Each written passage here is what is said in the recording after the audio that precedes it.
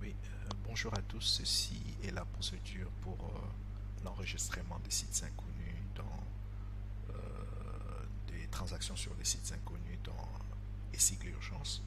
En fait, le but de cette manipulation consiste à gérer les cas des distributions dont la source des destinations n'est pas précisée. En fait, en termes de procédure, nous avons créé dans chaque district un site qu'on appelle site inconnu. Et la règle de dénommage est la suivante. On a le nom du district, suivi d'un tiret, et puis suivi des sites inconnus.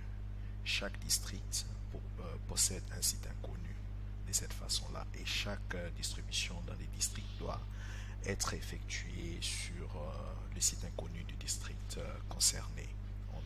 Donc, à ces jours, on a la possibilité de voir tous les sites à partir d'un district.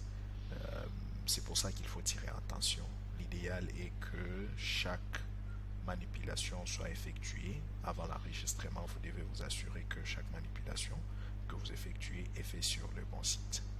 En fait, la procédure est la suivante. Comme vous le savez, on va dans gestion de stock, distribution, et vous effectuez la distribution. Comme vous le savez, bien sûr, avant d'effectuer la distribution, il faut enregistrer la réception. Donc, nous supposons ici que nous avons déjà des réceptions parce que nous sommes sur la plateforme test. La procédure est la même sur l'instance qui est sur l'instance finale d'exploitation. Donc, prenons les cas par exemple du vaccin Pfizer. On prend le vaccin Pfizer, on sélectionne ce numéro de lot,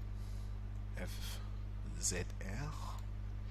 Vous cliquez sur Ajouter et vous allez dans les tableaux de distribution, colonne distribuée A. Nous sommes dans la préfecture des Cancans. Vous tapez Cancan, site inconnu. Vous voyez, il y a les sites inconnus des Cancans.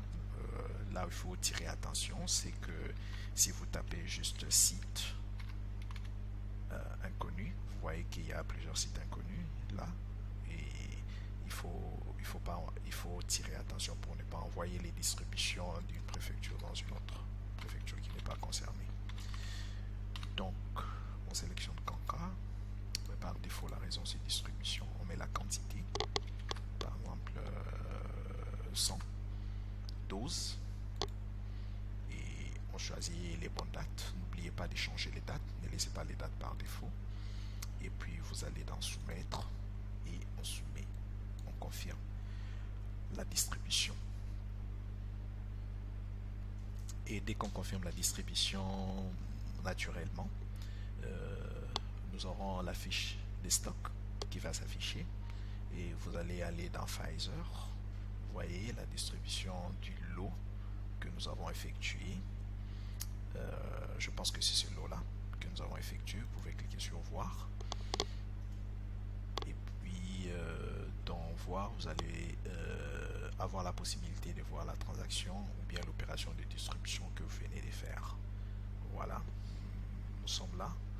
J'espère que c'est pas les bons. Peut-être que je confirme. Voilà, au moins on voit dans les tableaux qui s'affichent la réception 2. C'est pas une réception, c'est une distribution. Donc il y a la colonne distribuée A.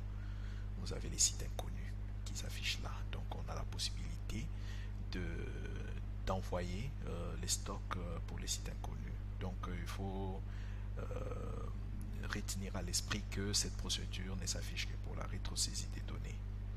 Donc pour la gestion courante, opérationnelle, on n'envoie pas d'un site inconnu. Quand on n'a pas d'information sur la destination, il faut rechercher l'information sur la destination. La prochaine étape consistera à reconstituer le stock qui sont envoyés d'un site inconnu vers les sites, le vrai site. Donc dans ces cadres-là, nous allons appliquer les ajustements. Mais comme nous ne sommes pas encore à ce niveau-là, nous allons nous contenter de cette procédure. Allez, merci.